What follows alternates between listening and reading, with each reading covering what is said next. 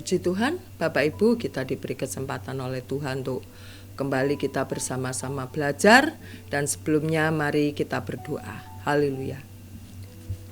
Terima kasih kepada Tuhan kami sampaikan, Engkaulah juru selamat kami, Engkaulah penebus kami Tuhan, Engkaulah penolong kami yang sejati dalam kehidupan kami.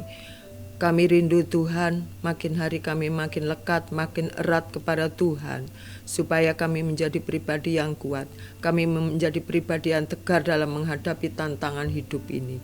Berikan kami kekuatan Tuhan, dan biarlah firman-Mu senantiasa Tuhan menopang kami, firman-Mu menolong kami. Terima kasih di dalam nama Tuhan Yesus, haleluya, amin. Puji Tuhan, pada pagi hari ini kita akan belajar bersama-sama dalam kehidupan Rasul Paulus yang terambil di dalam kitab Kisah Para Rasul.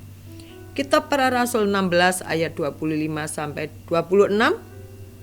Saya akan membacanya dan saya akan memberikan judul yaitu Mengubah. Puji Tuhan, puji Tuhan. Ayat 25 sampai 26 pasal yang ke-16 Kisah Para Rasul, demikian bunyinya.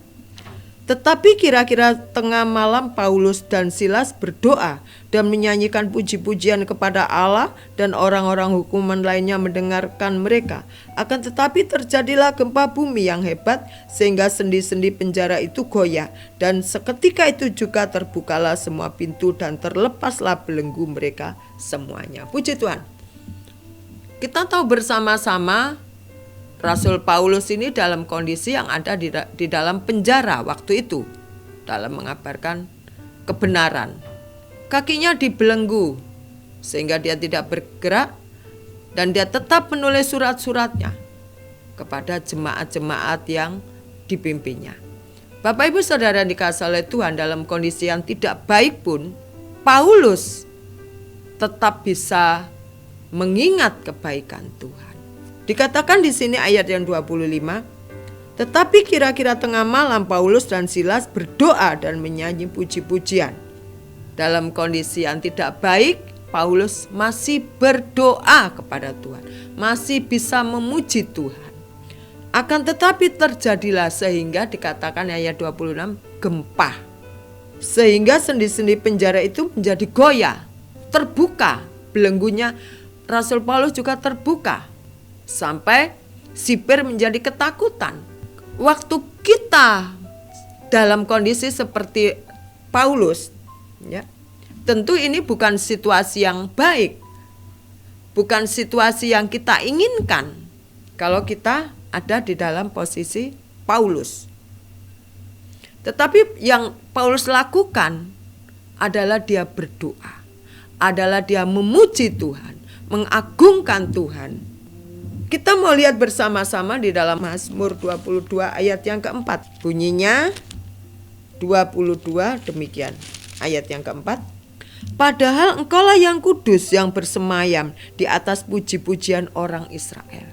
Tuhan bertahta di atas puji-pujian. Dikatakan oleh Raja Daud, di sini dikatakan. Raja Daud. Ternyata pujian yang kita naikkan itu bisa membawa kekuatan. Seperti Rasul Paulus, setelah berdoa dia memuji Tuhan. Kita memperoleh kekuatan, kita memperoleh penghiburan, kita memperoleh kelegaan dari kita memuji Tuhan. Bukan sekedar menyanyi, karena Tuhan bertahta di atas pujian. Duduk di sana, bersemayam. Filipi 3 ayat 10 sampai 11, coba kita lihat bersama-sama Bapak Ibu. Filipi 3 ayat yang ke-11. Bunyinya demikian. Yang ku kendakin ialah mengenal Dia dan kuasa kebangkitannya, dan bersekutu dalam penderitaannya, di mana aku menjadi serupa dengan Dia dalam kematiannya, supaya aku akhirnya beroleh kebangkitan dari antara orang mati. Paulus waktu di penjara, dia ingin lekat, ingin erat dengan Tuhan. Dia sudah mengalami suatu perubahan yang sangat dasar dalam hidupnya. Sebelumnya si Saulus ini, bagaimana dia adalah seorang penganiaya orang-orang percaya, orang-orang pengikut Kristus.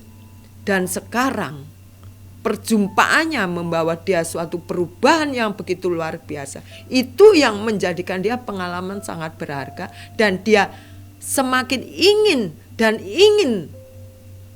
lekat dan dekat kepada Tuhan. Bahkan dia mengabarkan kebenaran kepada banyak orang. Sampai akhirnya ia ada dalam kondisi saat ini di penjara. Tetapi kita melihat di sini bagaimana Rasul Paulus ini, ya, situasi yang tidak baik, seakan-akan tidak ada harapan waktu di penjara. Ternyata dengan doa dan pujian mengubah segalanya. Dikatakan tadi seakan-akan ada gempa, seperti ada gempa, pintu penjara terbuka, rantai terbuka.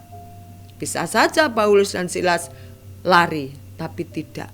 Sipir ketakutan, di dalam pujian dan penyembahan ada kuasa. Amin. Puji Tuhan Bapak Ibu yang dikasihi oleh Tuhan.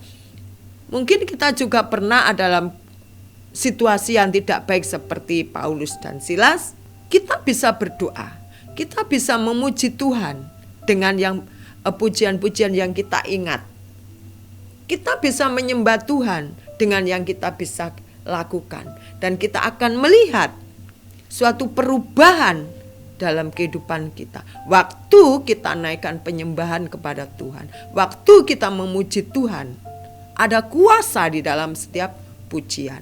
Kalau Paulus dan Silas mengalami suatu perubahan, situasi yang tidak baik mengubah menjadi situasi yang baik, saya percaya kita pun bisa mengalami hal yang sama. Amin Bapak Ibu. Karena Tuhan kasihnya tidak pernah pilih kasih. Asal kita mau sungguh lekat, sungguh erat, kita berdoa, kita memuji dengan apa yang kita bisa pujikan. Kita menyembah dengan apa yang bisa kita lakukan kepada Tuhan. Dan kita melihat betapa dahsyatnya kuasa mujizat dari pujian dan penyembahan. Puji Tuhan, mari kita praktekkan dalam kehidupan kita sehari-hari Bapak Ibu. Puji Tuhan, mari kita berdoa.